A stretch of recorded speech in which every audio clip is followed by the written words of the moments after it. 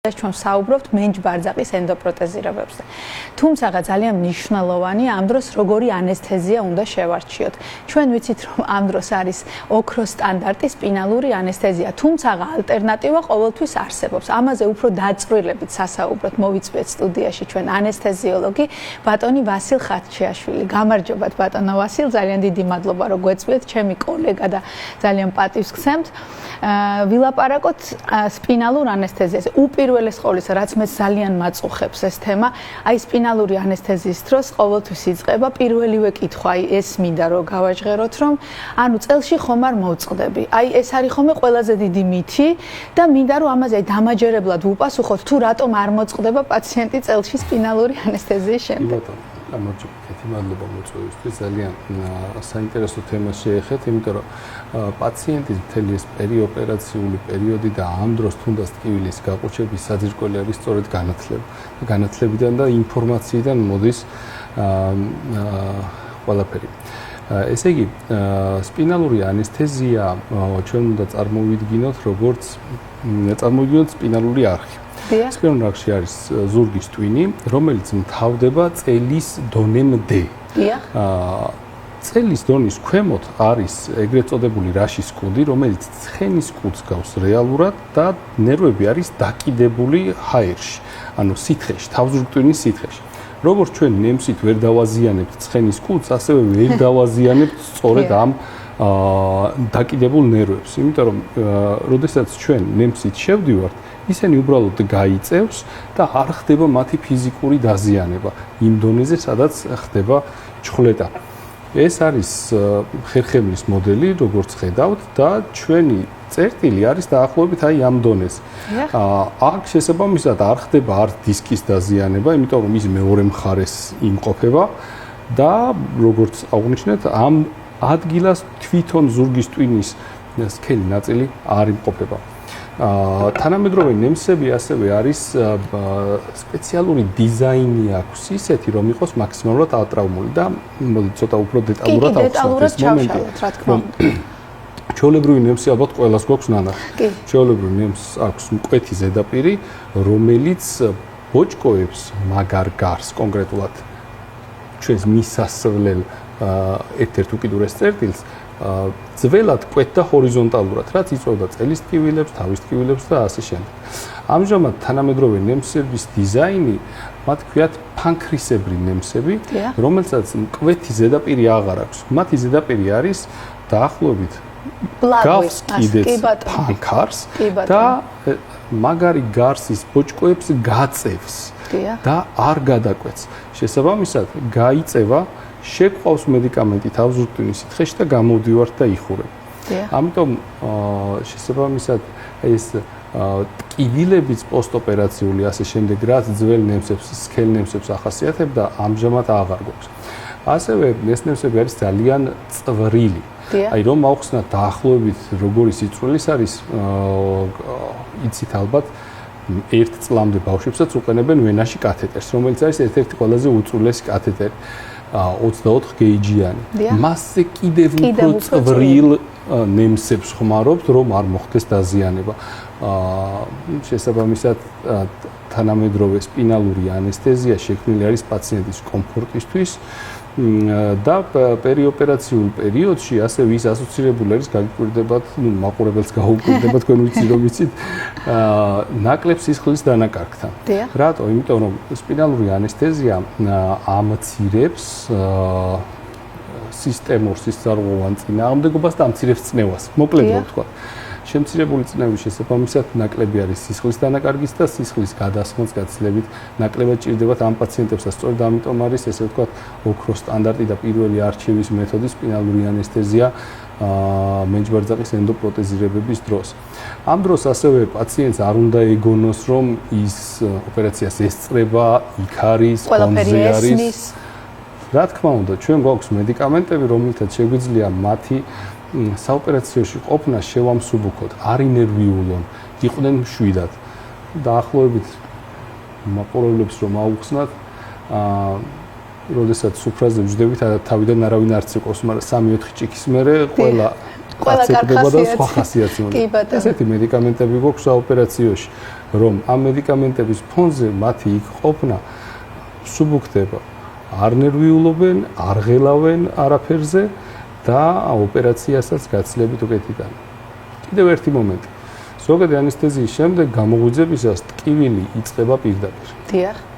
სპინალური ანესთეზიის შემდეგ, რაც სპინალური ანესთეზია გადის, ტკივილიც ნელ-ნელა იწყებს და ამ დროს უკვე არის შესაძლებელი პოსტოპერაციულ პერიოდში რეგიონული ანესთეზიის ტექნიკის დამატება თუნდაც.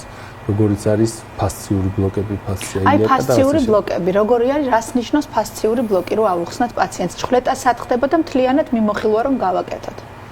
კი ბატონო. და რამდენი ხანის ძლებს კიდევ ფასციური ბლოკი ეს ნიშნავს? რა თქმა უნდა. ეს არის შედარებით ახალი ტექნიკა ანესთეზიოლოგიაში, ბოლო დეკადა ალბათ ვითარდება. ეკოსკოპიის კონტროლმა მოგცა საშუალება, რომ არ დავბლოკოთ უშუალოდ ნერვი, არამედ დავბლოკოთ ის ფასცია, სადაც გაივლის მისი წვრილი ტოტები, რომლებიც აინერვირებენ უშუალოდ ამ შემთხვევაში მენჯ-ბარძაყის სახსარს. პლუს რაც იძლევა, რომ არ ხდება ბარძაყის ნერვის დაბლოკვა, რაც იძლევა საშუალებას, რომ პაციენტს შეუძლია იმავე დღეს ფეხზე დადგომა, მაგრამ ბარძაყის მიმავალი ნერვების, სენსორული ნერვების ბლოკირებით ჩვენ შეგვიძლია ტკივილი შეუმსუბუქოთ. ბლოკის ხანგრძლივობა შესაძლებელია გახანგრძლივოს 24-36 საათამდე შემცირებული აქვს პაციენტს დამატებით ანალგეტიკებზე მოთხოვნილება. ამას რა თქმა უნდა მე შემდეგ ემატება სხვადასხვა გამაყუჩებლები და 21-24 საათის მერე ტკივილიც აღარ არის იმდენად შემაწუხებელი ამ პაციენტებისთვის. და ყველაზე მნიშვნელოვანია თუ ადრე რამდენიმე დღე შეიძლება პაციენტს მწოლი არის გაეტარებინა, ეხლა პირველ პლანზე პირველ ეტაპად მოდის, რაც შეიძლება მალე პაციენტის ფეხზე დაყენება, მალე გატარება, რომ რეაბილიტაცია სწრაფად მოხდეს და გამოსავალიც უმჯობესდება ამ პაციენტებში. ჩვენი მიზანია თანამედროვე ანესთეზიოლოგიის მიზანია, რომ პაციენტზე მზრუნველობა დავიწყოთ წინა საოპერაციო პერიოდში და გავყვეთ მას პოსტოპერაციულად გაწერამდე, ისე რომ პაციენტმა არ იგრძნოს ტკივილი. პაციენტს აქვს უფლება არ იგრძნოს ტკივილი. თუ ჩვენი მაყურებლები ელოდებიან, რომ ოპერაცია აუცილებლად ტკივილთან უნდა იყოს ასოცირებული, თანამედროვე ტექნიკები გვაძლევს იმის საშუალებას, რომ ტკივილი დავიყვანოთ მინიმუმამდე. ან საერთოდ ვერ იგრძნოს პაციენტმა ტკივილი. ეს რა თქმა უნდა პაციენტთან კომუნიკაციით, მისი განათლების შესაბამისად ხდება, ვთავაზობთ რა ვარიანტები არსებობს, მერე პაციენტი თავად ირჩევს თუ რა რომელი კონკრეტული ვარიანტი არის მისთვის მისაღები უფრო და ასე მივუყვებით. რა თქმა უნდა. აი, ვიცით რა ხშირად თუ თქვენ პაციენტებს ახლა ჩემთვისაც, რომ უი სპინალური ანესთეზიისთვისაც იგივე მომზადება მინდა იქი. ანუ გონიათ რომ თუ სპინალურ ანესთეზიას გაიგებთ, რაღაცა უფრო მსუბუქი ვარიანტია, ასე ვთქვათ, ხო? ანუ ეს მინდა კიდევ ავუხსნათ, რომ სპინალურ ანესთეზიას რომ ვიკეთებთ, ანუ როგორ უნდა მოვემზადოთ და რომ განსხვავება არ არის მომზადება შორის, ანუ რატომ არ არის, აი ამაზე რომ დაწვრილებით ვისაუბროთ. კი ბატონო. გეგმიური ოპერაცია არ განასხვავებს, ეს იქნება სპინალური ანესთეზიით გაკეთებული, ზოგადი ანესთეზიით გაკეთებული. გეგმიურ ოპერაციას სჭირდება პაციენტის მომზადება, რომ არ მოხდეს პერიოპერაციული გართულებები. 30 დღიანი გართულება ოპერაციის შემდეგაც, ოპერაციის შემდგომ გართულებად ითვლება.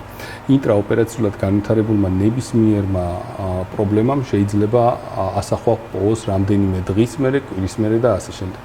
სამწუხაროდ საქართველოში პაციენტებმა შესაძლოა თავადაც არ იცოდნენ, რომ პრობლემა აწუხებთ. მაგალითად, ხშირად მოდიან პაციენტები და გვეუბნებიან, ექიმო, მე არ მაწუხებს არაფერი.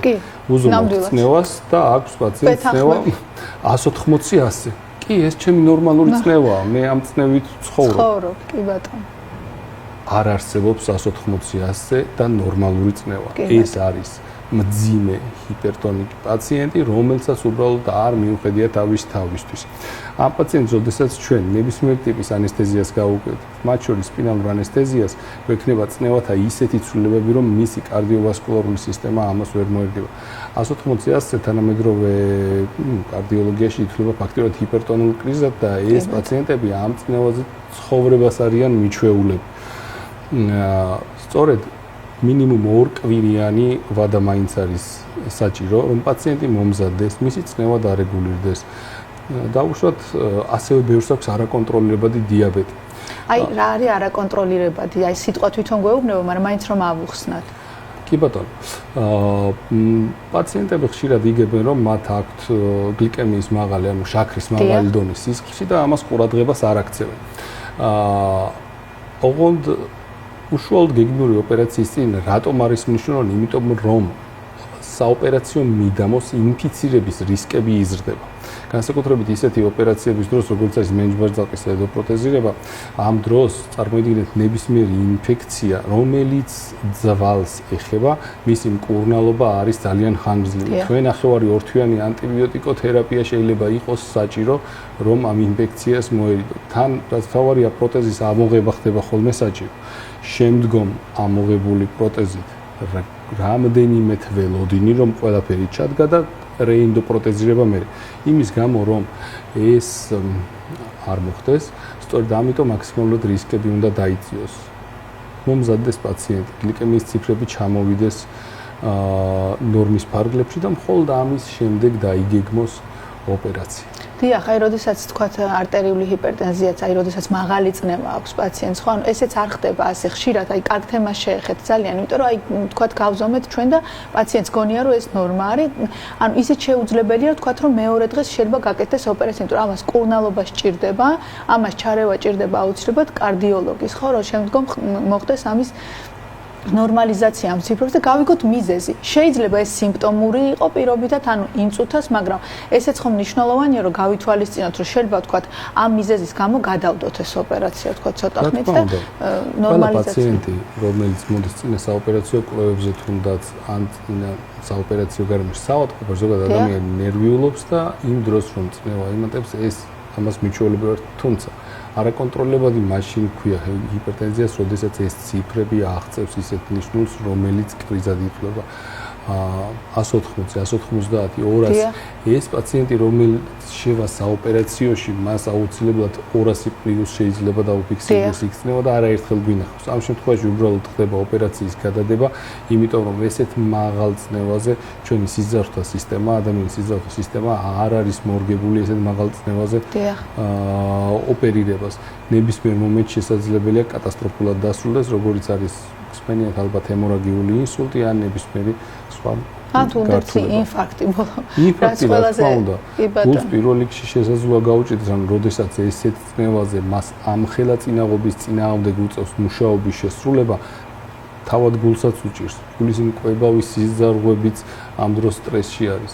და პაციენტს გამოკვლეული უნდა ქონდეს მკვებავის სიზარღვებიც რაღაც ეტაპზე, რომელსაც რისკ ფაქტორები აქვს და სწორედ ამ ყველაფერს ამენეჯერებს უკვე კარდიოლოგი, ეს პაციენტები ამ პაციენტებს მომისამართებს კარდიოლოგთან, რომელიც გამოიკვლევს მისი ისტორიის შესაბამისად, თუ რა ჭირდება, როგორ ჭირდება, რანაირად მიცემს შესაბამის რეკომენდაციებს და მხოლოდ შემდეგ გამოვა საოპერაციოში. ხშირად არის ეხლა ხანს რამდენიმე წლის წინ განახდა ასევე კარდიოლოგების გაიდლაინიც, რომელიც ამზადებს რომელიც ეხება პაციენტთა მომზადებას წინა საოპერაციო.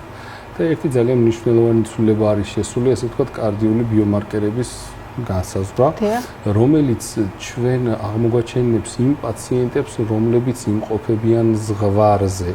ჯერ არ აქვთ განვითარებული გულის უკმარისობა, მაგრამ არიან ზღვარზე ამის განვითარების. ნებისმიერი ოპერაცია და ნებისმიერი სტრესი ამ დროს შეიძლება იყოს სწორედ მაპროცირებელი, რომ განვითარდეს გულის უკმარისობა. სწორედ ამიტომ ამ მაღალი რისკის პაციენტებში ამ ბიომარკერების განსაზღვრაც ხდება.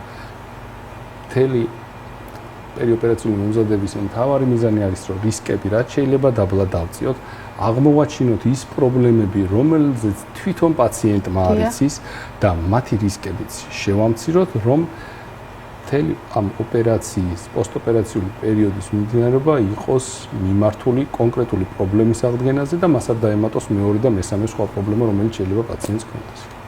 ძალიან დიდი მადლობა. მართლაც ამომწურავი ინფორმაცია იყო და მე დარწმუნებული ვიყავი, რომ თქვენ ამას შეძლებდით.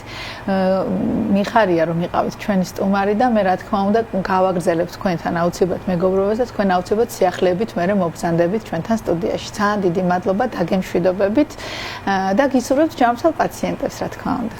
მადლობა თქვენ. ნახვამდის. ჯანმრთელობა თქვენს მაყურებელს. ნახვამდის.